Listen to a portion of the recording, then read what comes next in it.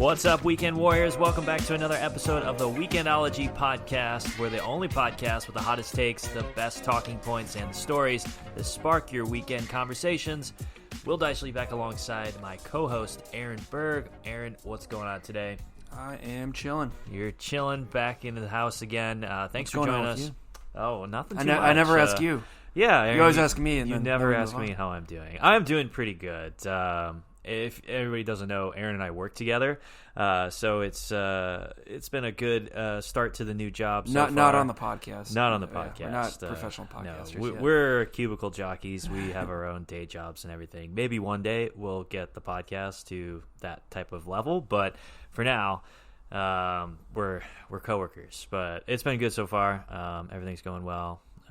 Not looking to this cold weather here in Dallas. This is kind of crappy, but it's in the 30s now. Yeah, this is. It went from Arctic 70s storm. to 30s in like 2 days. And it did. Of course, you have to throw rain in there, so that's fun. Yesterday it was like I don't know, 75 degrees, and today it's 34 degrees and cold and rainy. So, but you're used to it because being from Missouri, you kind of get that same type of deal, or you get all 4 seasons in a span of 3 days. 4 kind days. of used to it. It's still not ideal. I don't like the cold, so. I mean, you know me. I'm coming into the office with a parka and gloves and, 3 sweatshirts on, so I'm always cold. But thanks for joining us for another episode of the Weekendology Podcast. If anybody's not familiar with what we do here on the podcast, we take general talking points from music, movies, sports, media, food, whatever it is. We kind of talk about some ways that we can make them better and change them, or how we can improve upon them. So really, it's just 2 dudes trying to make the world a better place. That's what I like to say. But before we go any further, I want to plug our last episode as well. It was a really special episode. We had a great guest on, Playboy model and Instagram model, Allie Rose. We talked about her career, the modeling industry, some of the changes that she's seen over her decade-long career. So it was really cool to get a guest of her stature on so early on in this podcast journey. So go ahead and check that out if you want a behind-the-scenes look at Playboy model, Instagram, and all of Allie Rose's career. So. Yeah, I thought that was a cool episode too, because it's not just she didn't just talk about modeling. It really shed light on being a model, but also what else you can do with that career and where you can take that. You can take that different avenues and kind of thinking about that plan B. I thought that was a really good conversation for everybody, and especially people in, I guess you could call it, the entertainment industry. How they should all have a plan B and constantly be looking at, okay, in this actually, I mean, that could go for anyone. She's our age. She's 28 years old. Yeah, that's crazy. I always thought that was, I thought she was like, 35, 36, like much older. And then I looked into it and I was like, well, she's 28. Right. And someone's so accomplished. I thought it was pretty cool. And she had a good message of, she started out, in California. And so things, I think, were easy in that she had everything she needed right there in her backyard, and she got to get into modeling fairly early and stick with it. 10 years now, but now she's looking into getting into other endeavors, and I just think that's a good message for the entertainment industry, especially to not just look at your one career as your identity, but to look at how you can keep improving, and also just for regular people how to look at that next step and what other hobbies or interests can you pick up and find, and maybe you could turn that into a second career or just maybe another hobby. So I thought that was a cool episode, and it was fun. I mean, she had some good stories. So she had some great stories. And, if you want to hear what happens in the Playboy Mansion, definitely check that out. Yeah, check it out. I think the key thing to take away from that was diversification on what your skill sets are and what you're able to kind of how do you approach your career, how do you approach your life, and how you want to go about it. And dabbling in certain things here and there in different areas is certainly important. Well, I think it's so easy because you can get lost in, I'm in this role and just stay in that. I mean, for example, if you're a model, you could just say, well, I'm a model, I'm doing well with this, I can keep going. But I mean, it's going to stop, and it's going to stop quick. I mean, like she said, you get into your 30s and you're pretty much done. And I think a lot of people, you see it with athletes all the time. A lot of people, they just focus on that one thing because they're at the top, they're good at it, and then all of a sudden the brakes come on, and it's like, what do I do now? And they don't know because they haven't thought about it. So I think it's kind of it's just a telltale sign of keep looking, keep making sure you're diversifying your talents, and see what else you can do. Yeah, I think so too, and I think that's a good segue into kind of our topic we're talking about today. Being able to, well, we're talking about work, and we're talking about careers and jobs and stuff, and I was reading about this, actually, we decided to do this topic, like, I don't know, like 2 days ago or something. While we were sitting at work. While we were sitting at work, and I was looking at an article about Americans being overworked while at work. Yeah. Yep. The irony in that. Just griping about work, and they were like, exactly. wait a minute, we can turn this into an episode. Exactly, yeah, we turn this into an episode. But, I mean, if you think about it, like, work is where you spend, like, 80% of your time. I mean, you know, Monday through Friday, 8 to 9, 10 hours a day, you're spending pretty much your entire time at your job. Yeah, I mean, if you think about it, you work 8 hours, you sleep for 8 hours. Yeah. I mean, and that's exactly, so. I don't think you're getting eight hours of recreational time. Right. So. You might not even get 8 hours of sleep. Yeah. And then your commute, you add in there. So, that added up. You have about 3-4 hours of actual free time. Yeah. And it's crazy, too, because especially if you're at an office, you're spending your time to commute there. And unless you're like a doctor or a firefighter or like a paramedic, you're pretty much working at your desk. You're pretty sedentary. Most of the jobs nowadays are computers, your admin work, even if you're doing like sales or business, you're still on the phone or you're doing more stuff like that. So you're not getting a huge type of, I guess, diversification in what you're doing each day, but also you're there for 8-10 hours a day.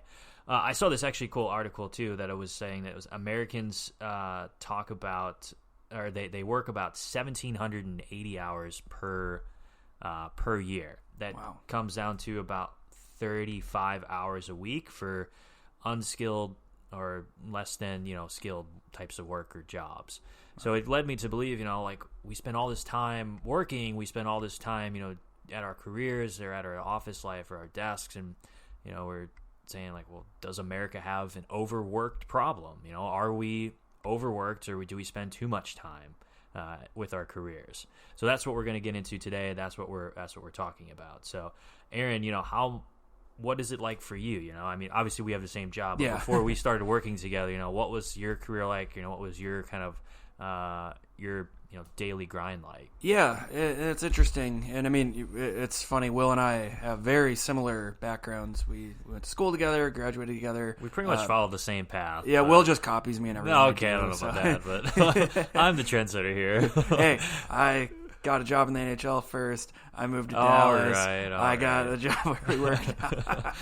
But no, it's interesting though, because so Will and I both started in the sports industry, and I think that is a fantastic example to kick this episode off, because 100%. Yeah, I mean, you and anyone else, I don't care what role you do in the sport industry, you're overworked. It doesn't matter whether, and we both were in ticket sales, so account executives, selling season ticket packages. We were the annoying people calling you, trying to, saw you came out to one game, or trying to get you go out to 10 games, and then get a half season, then a full season, and that sort of thing.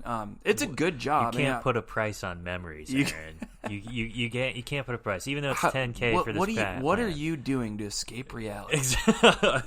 Those were some of the questions we would have to ask. Actually, it's incredible, and it pays nothing. That's the greatest part. Terrible part. They sell you and they keep you there, and there's people still working in it, making $10 an hour because, hey, you're in sports. Yeah. But that's besides the point. Yeah. Yeah, more power to them. But that's a different episode, right? Yeah. But so anyway, we started in the sports industry, and I was in there for 4 years, I believe. Yeah. And you're working 12-hour days, and I mean, especially in the minor league level. So I worked for the Arizona Coyotes in the NHL, and then I worked for the Allen Americans in the ECHL. And it was so interesting to me because in the minor leagues, I mean, you have a job to do, and your job is whatever that needs to be done. You're an account executive, but if you need to go, move carpet for the national anthem singer, you move the carpet. If you need to, bring kids on a Zamboni, you bring them on the Zamboni. If you need to, especially minor league baseball, I interned with minor league baseball as well. You clean the stadium. They send you out there. That's so crazy. Go clean it. You do everything in sports, like kind of a jack of all trades. And I think that's good too. It gives you experience in other ways, but same for you. Same for me. I would work, 10, 12, 15-hour days, especially on game days. You go and get in the office at 8. Right. Game days are the killer. Yeah, that's the thing, because there's so much preparation for the game, and and then especially in sales, you still sell. Yeah. Even though it's game day, the first half of the day, it's a regular work day, and then when game day gets closer, it's like, okay, you can prepare for the game. Yeah. But it's interesting because there is no real attitude of, oh, you're overworked. It's just, we have a job to do, go do it. And I think you saw it as well. There was such a lack of, okay, are you overworked? How many hours are you working? If you add it all up, especially on the minor league level. Getting at least, at the time, I was getting sometimes 75, 80 hours a week. Oh, yeah. Well, there's 3 games in a week for hockey. Right. You're working 8 to 11. Well, on the minor league level too is interesting because they'll do weekend series just because not as many people go to minor league games, so they have to do them on the weekends. Yeah. I would have several times during the year, Friday, Saturday, Sunday, game, and it was just whatever. You signed up for this, and you're working 6-7 days in a row for multiple weeks on end. I remember a couple times, especially when November and December comes around for sports. That's a huge prime time for like a lot of clusters of games for hockey. So you're in there and you're working, once Thanksgiving comes around, you're working like a week before Thanksgiving, and you don't really get off until like almost Christmas time. Yeah. For more than one day off. So and then even then around Christmas, it's okay, get back here, we have a New Year's Eve game. Yeah. I mean, you had New Year's Eve games, right? Yeah, I feel like that's huge. They always try to plan those games. And baseball's even worse. Yeah. Oh God, I can't even. I don't even want to think about. That's baseball. a thing. Like I feel like we can't even complain. Because, there's not even any set end time for baseball too. Right. It's just like 9 innings. Whenever that's done, you can go home. It's not like hockey. You're like, okay, 20 minutes per period. Yeah, you can watch the clock and kind of figure out, okay, I'll go home by this time. Right. So for us, I mean, even though it's for us it was like 60, 70 hours a week. Now we have a little bit more of a work-life balance and everything. Mm-hmm. We average around 40 to 45 hours per week, depending. But a lot of the time for a lot of Americans, that's not like that. They're at their desks or they're working for 50, 60 hours a week, and it's the monotonous grind. They're cubicle jockeys. They dread Monday morning. They're vying for that sweet release of Friday afternoon. That's why you listen to the Weekendology Podcast. That's why you listen. That's why we started this podcast, actually, is to kind of give people something to look forward to on the weekends. But, a lot of the times, I think it's more of a culture for American companies to value long hours in the office. Mm-hmm. For me, it's something that if your boss sees that you're putting in the time at the office, you're there from 7 a.m. to 7 p.m. burning the midnight oil, or you're putting in the hours on your timesheet, then like you're successful. It's more appearance. It's more of a putting up an appearance type of thing, and a lot of people will see it as like, wow, you're really grinding, you're really working hard, you must be successful. And a lot of people will be like, yeah, I am successful, but really, like, they hate their lives, or they hate their jobs, or they are not having a happy work-life balance, and they only do it to keep up appearances. And I feel like that's part of the culture of why Americans seem to be so overworked, at least from my own experience, because I've had other jobs where management values that, even though you're not getting anything done. You're just there at the office, regardless of what you do. So I think that's part of it. But one of the cool things that I was reading, or not one of the cool things, but depressing things, was that like America is so far behind other countries in terms of how many hours we work, and because we work so many more hours than everybody else does on average, and we have less productivity. And I was thinking to myself, well, does the amount of hours in the office really equate to, quality and great productivity in your work? And I would say generally no. Because if you work like 10 hours in the office, you're going to take multiple breaks. Your attention span is going to be probably not that great. Unless you have the greatest work ethic in the world, there's no way you're going to be able to be locked in, doing your job at 100%. I think it for depends. 10 hours straight. Yeah, I mean, it depends, because if you're passionate about your job, I think you can. Okay, yeah. And I think, you get the people that they want to bring their work home with them. They love that. I mean, there's just some people they live to work. Yeah, some people they love their jobs, and that's awesome. And I think it's a case by case basis. So I wouldn't say, I don't think it's this huge epidemic. Because I think in America too, we have a lot more choice, and it sounds like devil's advocate, but I just think. Oh no, you're good. I like that's what the show's about is to debate and to really talk about it. I don't really. I'm on the fence here. I'm pretty neutral, just because I think there is a problem with certain aspects. I wouldn't say there's a clear cut black and white. Yes, we're overworked. No, we're not overworked. I think there's things within that where we, as Americans, we can be overworked, but we also have a choice where you can leave and go to another job, and there's so many different types of jobs. There's different companies to choose from, and we have that advantage where we can really look and ask those questions too and negotiate. Yeah. I mean, you can there's probably companies where you can negotiate PTO or sick time or just things. I've never had that, but I'm sure there's, we have that. I'm almost positive other countries, there's no way you can do that. So I think it's aspects like that where the problem lies, where it's not so much strictly, there's a problem with being overworked, but to me, there's a problem with there's no thought into why are we giving you this amount of PTO? Why are we giving you this amount of sick time? I think the big thing too is there's companies out there where you can only use sick time if you're actually sick, and you can only use PTO for PTO, and they really look into it. And I just think if you're going to give someone PTO, give them PTO. Right. If you're going to give someone sick time, then let them take it. Let them use it how they use it. And if they burn through it, they burn through it. Yeah. But I don't like how there's companies out there where you have to have a doctor's note to prove it, and you have to actually be sick. That's the thing that always got me. So let's jump into that work-life balance thing, because I think that's probably the most important part of what anybody looks for besides salary, benefits. You always ask for, what's the work-life balance like? Mm-hmm. Do they care? Yeah, that's the thing. Do they care? And that's the interesting thing. So the company we're at now, they brought that up. I've never been at a company where they brought up, hey, we care about your work-life balance. I've heard the stupid work hard, play hard. Oh, I hate that. If you ever hear that, Run hear that, the other way, just get out. That company sucks. Yeah. They have no clue what they're doing. They'll probably work you into the ground. My first thought is, okay, work hard, play hard. So you're going to keep me here, 50 hours a week, 60 hours a week, and again, going back to, you're just going off appearance, so you're going to keep me here. Exactly. And then what? We go get hammered at happy hour? Is that the play hard? What does play hard mean? Stupid. Nobody knows. That's the mystery of life, I think. But the work-life balance is for me, it's so important as an employee, and when I was looking for jobs, and that's a huge factor into why I took this job, was because it was so drilled home.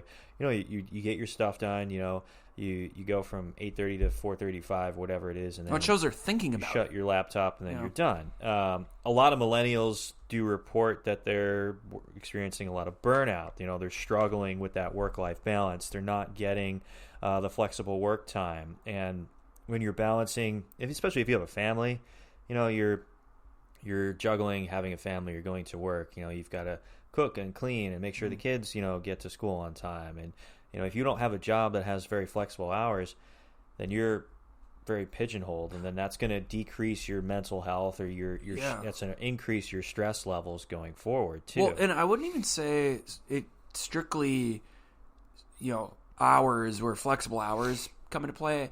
Even if they say, no, it's 40-hour a week job, but there's jobs with these unwritten rules or these expectations that you have to take your work home with you. And I think that goes into it too. Just that attitude of, you got to work I got to open my laptop on Saturday or something, or I got to check emails on Sunday night. Where that's not a requirement, but they're going to pressure you into doing that. Exactly. Yeah. And I think that's more of a cultural issue, in the sense that, like you said, even though it's not, you have to do this, you feel like you have to because, okay, I'm not going to get ahead, then I'm just going to be bad, or I'm going to suffer in my performance, or that's what I'm expected to do. I think there's an interesting dichotomy between back in 1960, there was only like 20% of mothers would be working, like a dual income household.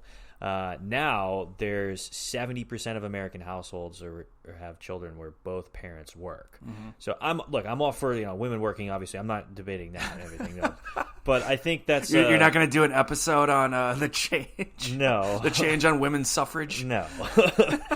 But I think it when you have more people working at the same time and you have companies who aren't accommodating for kind of a work-life balance, then you have a kind of an impasse where, okay, we have to have two parents to work, but we're not given the opportunity to be flexible with our jobs. So that's less family time. That's less time being given towards the children, or less time being given to each other. Well, yeah, look at the divorce rate now. Yeah, I mean, you can't tell me that the divorce rate isn't at 50% and that plays a part in it. Exactly. I would say that. I mean, I guess it's part of what the economy is, though, too. Like, there's a huge disparity between upper middle class, upper class, and then the lower class. Like, there's Bernie Sanders on the podcast. Special guest, everybody. Bernie Feel Sanders. the burn. I'm not trying to make this into a political debate. I'm just trying to give some theories as to why it might be, though. But I mean, if you're lower income or lower middle class, you have to work two jobs to put food on the table, and you have to make those huge sacrifices. And I guess parents do that because that's what they feel is necessary.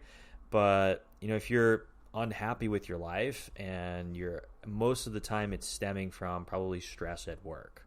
Mm-hmm. I mean, at least for me, most of the times that I've been displeased with how things are going is because I've been feeling pressures from my career. And am I doing this right? I'm getting crap from my boss, or, especially in your 20s. Exactly. I mean, that's the biggest. I think obviously so you have kids, but like your early 20s especially. If you're out of college, you don't have kids yet, you're not married yet. I mean, that's your 90% of your stress is gonna be work. Exactly. That's the big life thing hanging over your head at that time. And I think with what I said earlier, like there's so many companies who America doesn't have certain regulations or set things that they give employees like other countries do. For instance, the U.S. is the only country in America without a national paid parental leave benefit. There are companies that offer it as a work perk. You can take this, you still get paid for it, but it's not mandatory like other countries like Germany or like France or Finland, where these companies, they force you to take parental leave.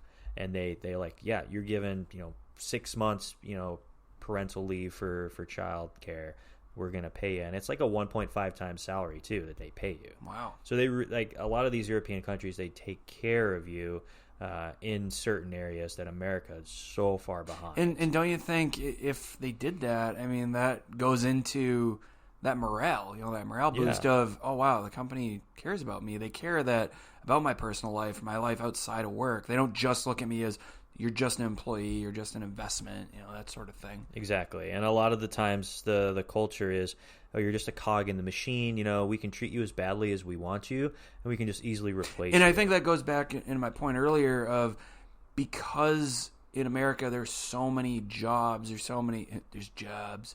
There's so many opportunities. We have the greatest jobs, so many jobs. We have so many politicians on this podcast. Oh, we Bernie do. Sanders, Donald Trump. Are we gonna bring out Reagan or something too? Yeah.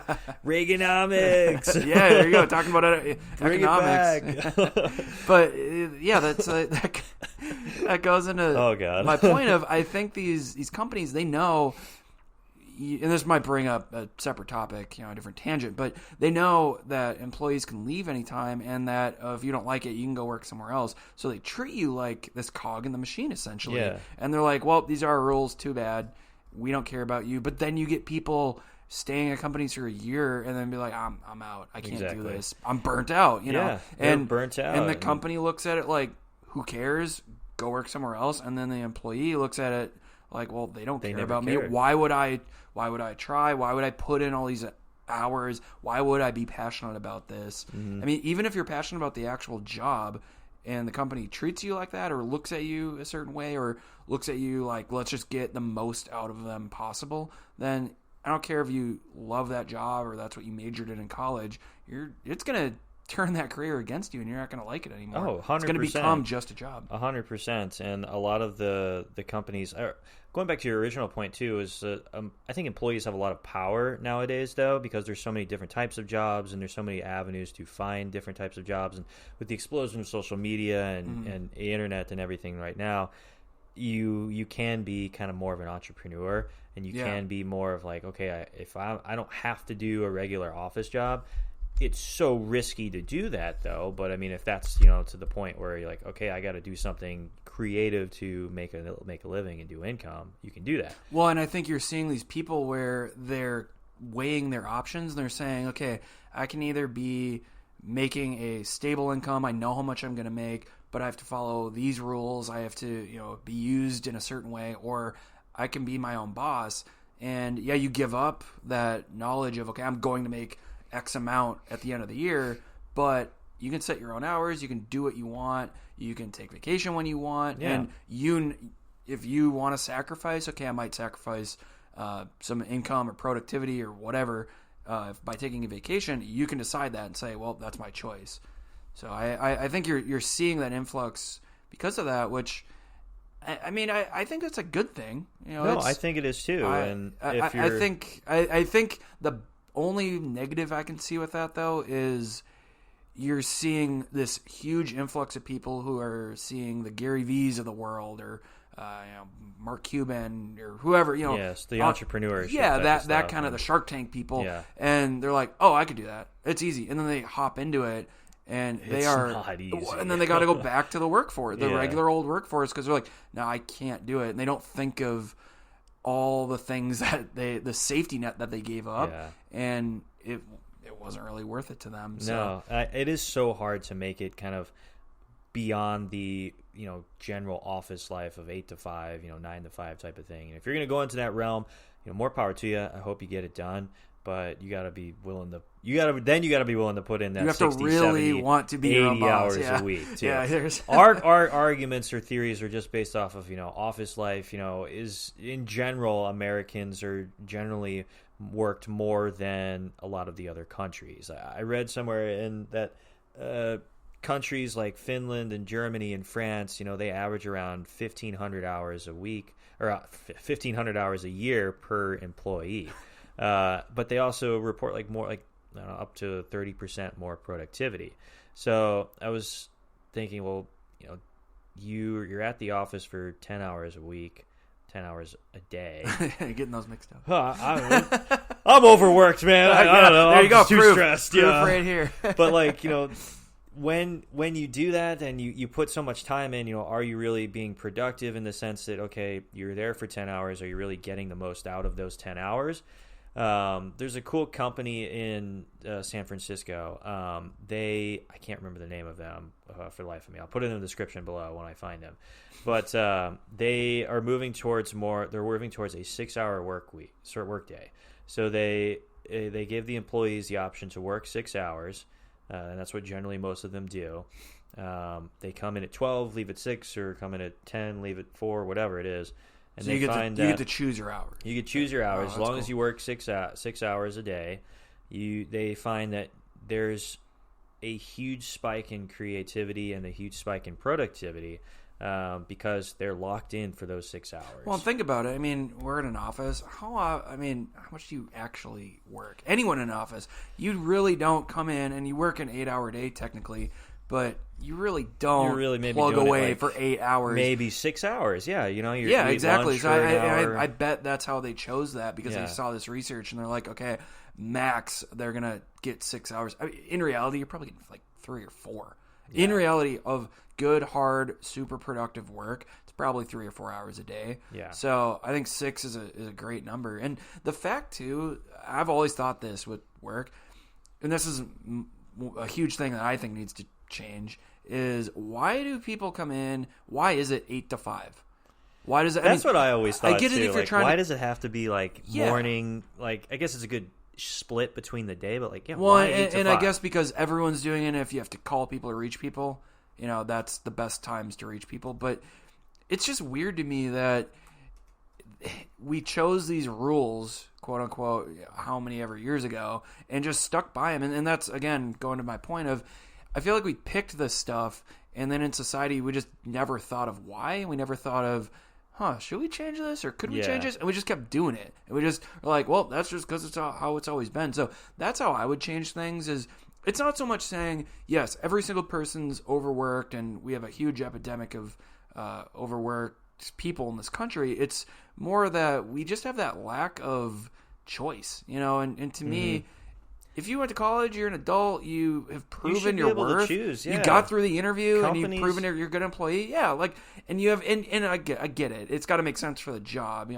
If you're a police officer, or a healthcare provider, you can't just say, you can't just be like, oh, I'm a cop, I'm just gonna roll in, like 12 to 6 in the afternoon. All right, I'm gonna head out now.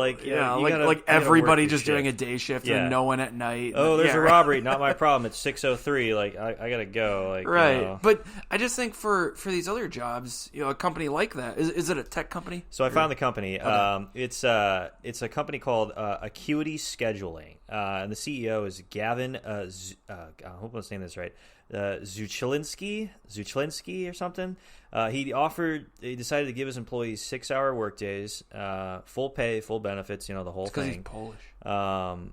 Sounds Polish, or it could be Russian. I don't know. It could be. But he's like, the biggest role in our company is customer support, and it can be emotionally draining. So a lot of the time, instead of just grinding out people for hours, you need to actually be able to have time off to really be fresh, show your personality, and actually be a human while offering that customer support. Wow. So this dude's pretty young, too. At the time of this article, was in 2016. He was 28, 29. Okay. So he's 30, mid-30s now. So he's a millennial. Yeah, he's a millennial. But he's like, Acuity employees typically work 3 hours in the morning, take a couple hours off in the middle of the day, and then sometimes, work another 3 hours in the afternoon. So it's kind of in hyper-focused blocks where hard 3 hours here, take a 2-3 hour break. It's kind of like European though, where you can go have your siesta. They have their siesta and everything, but they found that all the employees work remotely, so they don't have to deal with a commute. That's less stress. The employees are scattered all around the globe, so it's easy to communicate through telecom. But also, they report that there's a 50% increase in productivity. Yeah, I mean, that's insane. I'd believe that. When you give your employees, you're still held to the standard of you got to get your work done, otherwise you're fired. Right. But you give them the flexibility of you have the power. Make it seem like they have the power of you can choose, His 3 hours quote today. Is brilliant. I mean, it's incredible. He just said what we're saying. Exactly. Yeah, these, employees aren't just machines or robots where you just come in, do your job, do it to perfect ability. We're humans. And as an employee, if your boss told you, you're like, oh wow, he really is considering my situation as a human and putting himself in my shoes, and thinking like me. And I think that's another issue is you get these employers and especially very high up people where they forget what it's like to be at the bottom or just to be below them. They lose sense of that, and because it was a certain way back when they did it, they just think in that way, but they forget the stress or the toll that it takes. They take that emotional side out and they just remember, well, that's what I did, so they should be able to do it. Yeah, and I think I am always an advocate of more flexible time. Yeah. The time of a 9 to 5 job or an 8 to 5 job where you have to come into the office, you have to do this, and that, all the time is over now. And a lot of companies, like startup companies in San Diego and where this company is, are kind of taking notice of this. Mm-hmm. So one other company is a San Diego startup company. They're giving employees the option to work just 25 hours a week, but you work from 8 to 1 p.m., no lunch break. So you're putting in a good hard 5 hours a day, and they're finding that that's more productive than having people come in. From I don't like that though, because I think a lunch break is important because. But if you're only working 5 hours and you're off at 1, you just go get lunch then afterwards. So yeah, you could, but I do think the lunch break is important because team building is important, and I think that office camaraderie. I could say it. Camaraderie. There Hooked you on go. phonics. Yeah. At least I'm not getting weeks There's that and months. education Weeks and months mixed up. So. Oh well, I just can't. We're not all perfect, Aaron. But yeah, so. you get that camaraderie, and like, there you go. I need a vacation, so right. I'm overworked. No, I'm kidding. And me too. But you get that, with a lunch break. So I think that's a little extreme. I think it's important to get your employees interacting, and that also improves the morale and makes it feel less of a job. But I mean, hey, I think if you want to put in the 5-6 straight hours or whatever, and then go home, that's fine too. So again, for me, I think it just goes back to choice. Just if you want to do this, great. You're an adult. We hired you. We trust you. If you can't do that, then you don't work here. Like exactly. We have to prove that you can handle this. Yeah. But I think most people can handle it, So I just feel like I like the first one better, where it's 3 on, I like 1 or 2 off, too, 3 back on, and you're done.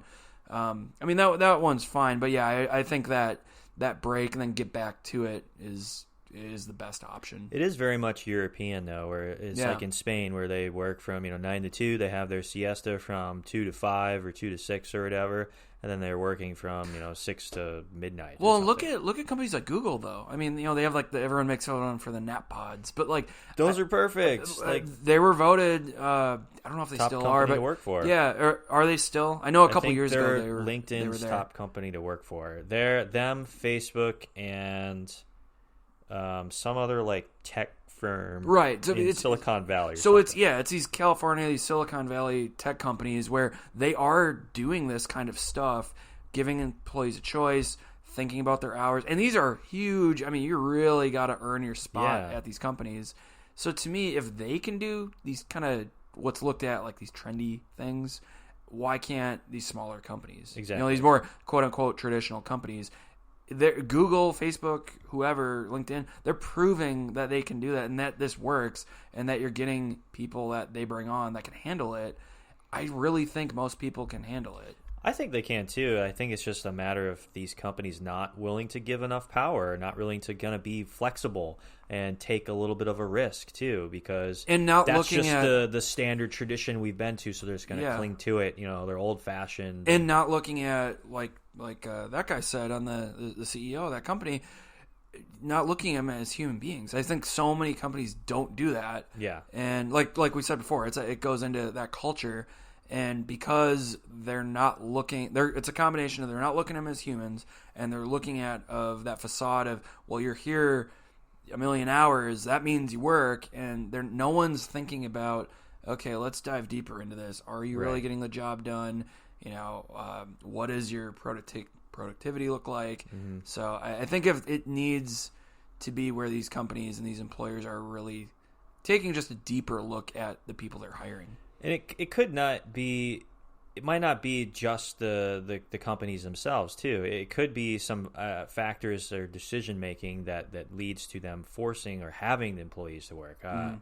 This is actually from my girlfriend, where she was talking to me about this, and she's like, well, a lot of the times we work, she's in the architecture business, and they work a lot because sometimes upper management or these businesses take on projects just to take them away from competitors so their competitors don't get them.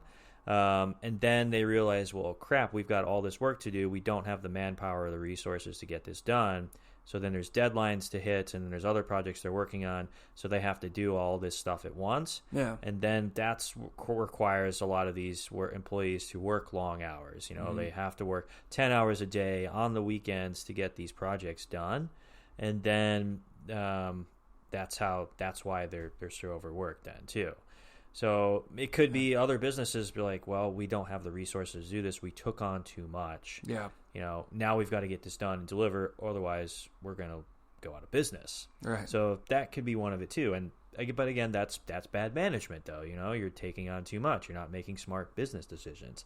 Apart from some of the economic things or some of the cultural values, is that I think sometimes companies let people go too quickly. Mm-hmm. They don't give the employees enough of a chance to prove themselves that they can do the job. Because the first 6 months of, I think, anybody's tenure at a company, you're really not gonna. I mean, that's like you're on like a probationary. You're kind of like on your probationary period. You're like, it's your onboarding, so to speak. You know, you're not gonna. Like proving your worth. Yeah, you know, okay, you got through the interview. Oh, you're not a good investment for the company or whatever. which I'm not saying that, but you're not gonna like give the return on investment. So it's like you got through the interview, but prove to us why we need to keep you here because there's other people we can go interview. And I think it's so competitive in the job world, and a lot of these companies are like, okay, well, you're not producing, 10 days after we hired you, or or a month down the road, you're fired. And then they hire these people on, and then they're like, you got to get this job done. You're under so much pressure. You got to do it or you lose your job. And then that's why people work so much. It's like, well, there's so much pressure from upper management, and then I don't want to lose my job. Right. So, then I'm screwed, so to speak. So I think there's a whole lot of other factors that kind of go into it. But those are just some that I was brainstorming and had talked with other people about. And I think it's valid, too. I mean, you have to have smart business decisions and smart people, and to put people in that position to, okay, you can have a flexible work environment. Right. For it too. Yeah, and I just think it's so important, though, for these companies to make sure that you can be productive and you can have a successful business no matter what that is, but still give your company or give your employees that flexibility. I mean, just because you're being flexible doesn't mean you're being less productive. True. Yeah. I mean, to me, there's really no correlation. It's just showing you trust your employees and that you are treating them as humans and as adults. So, I just think the example that I bring up, and I kind of alluded to it in the beginning, the number one thing that I find crazy is there's the healthcare industry where I told you this earlier today. Oh yeah, let's go back to that. I want to hash this one out. This one's a good one. So. And to me, this goes right in line with that, where you are looking at being so productive and just have so much of that mindset where you can't be flexible with your PTO. So it's okay if you're sick.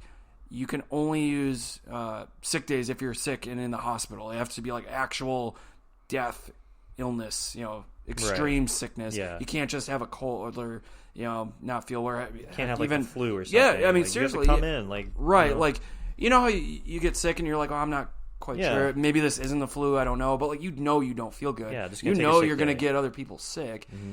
And...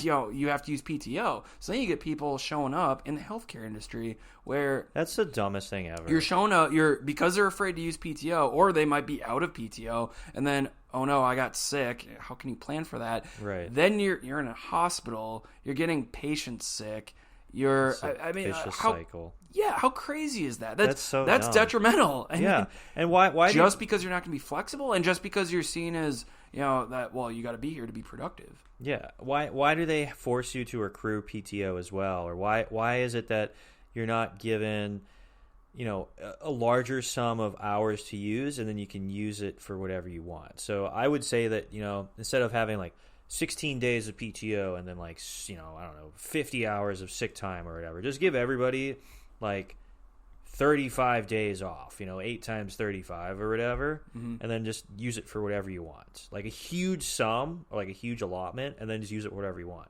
And then that way you have the opportunity to say, okay, I'm sick, I'm not coming in, I don't need a doctor's note. And I think that way you don't get people lying about, because that's the thing I think is bad now, where people feel like they have to lie all the time, but then I know, like, when I get sick, I feel guilty almost when I call in sick, because I feel like my boss, like, are you really sick? Because he knows, like, everyone knows when people call in sick, like, they're probably fine. They're probably just trying to get an extra PTO day or something like that. So I think that would get rid of that issue, or the guilt. There are companies out there where they'll guilt you into coming in, and they won't believe you because people ruined it for everyone else.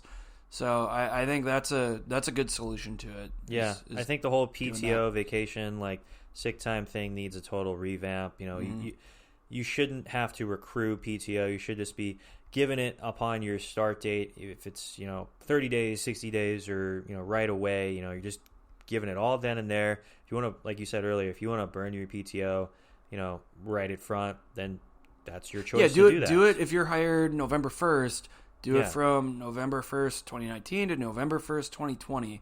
Instead of, I know like we got hired September, October, and they're like, okay, you have 3 days of PTO because it starts over on New Year's. Yeah. So I hate the prorated PTO as well. Right. Like, it should just be, if I'm just given do it year to year. Just you have 17 35 days days of a year. PTO, then like give me 17 days from when I start the hiring date to the next anniversary date. Like, Yep.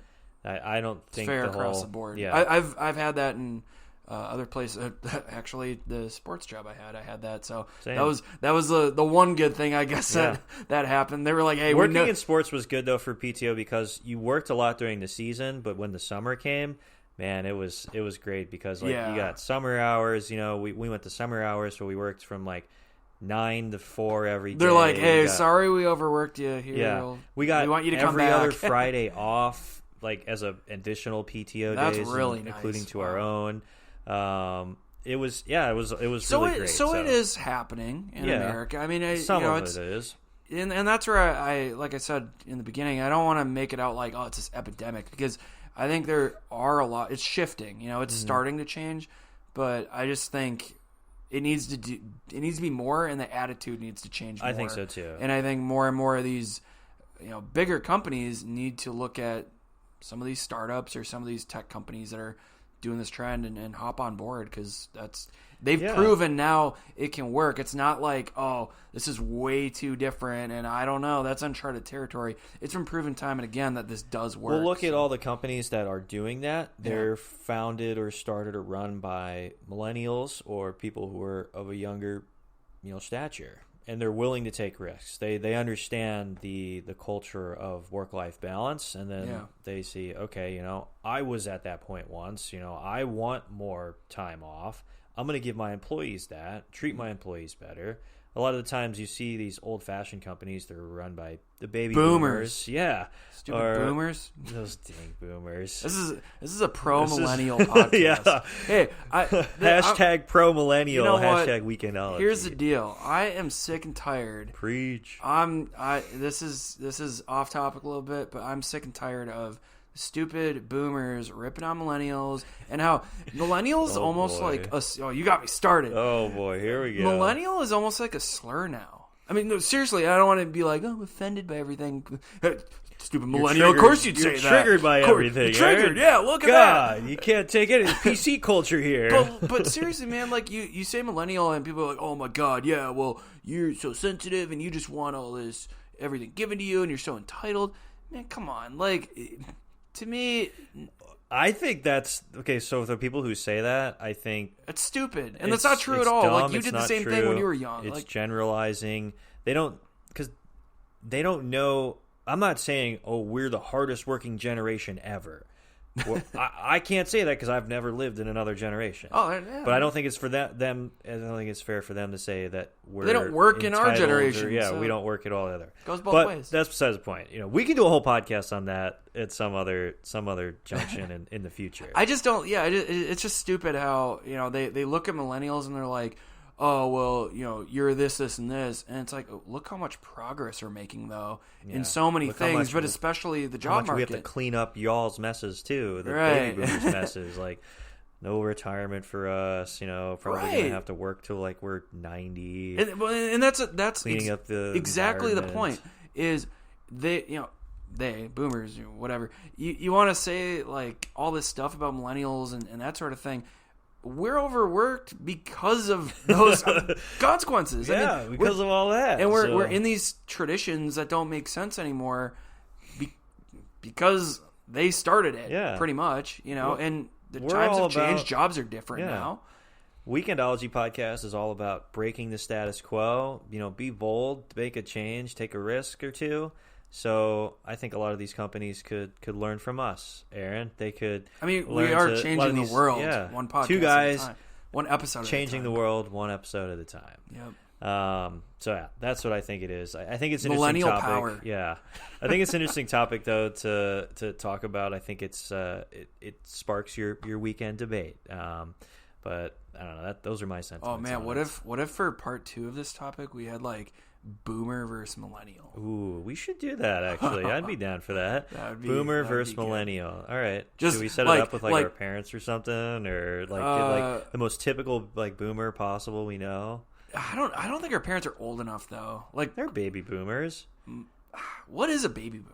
Like what year is that? I think of like 1950s. Yeah, like born in the 50s and 60s. So my parents were born in late 50s, so they're old enough to be that. Yeah, so. I think my parents are like on the cusp because they were 64. Like they were born in 1964. I think they're almost to that point. Yeah, I feel like when I think of baby boomer, I think of like born in the early 50s. You know, I don't know where you're like put down in the comments below what's a baby boomer. What are your thoughts on that? And everyone says a millennial is different too because I've heard people say if you're like between the ages of right now, if you're between the age of like 18 to 35 or something weird like that, I'm like that is a huge gap. I think. Or no, that's what I've heard. Millennial is like 1980, or maybe it's 21 to 35 to when you're born 1987 and up or something, and then like Gen Z is like when my brother's is like 98 to now. Or that's whatever. A huge gap. I don't know, dude. If tweet at us at Weekendology Pod. You know, okay, what's the difference between this? Because clearly we're confused on this, but. Yeah, I've got nothing else. What, Aaron? You have anything to add? You want to rant more about the baby boomers or anything like that? Taking our jobs, boomers. Taking our jobs. No, I like I said, I think I wouldn't say we're overworked, quote unquote.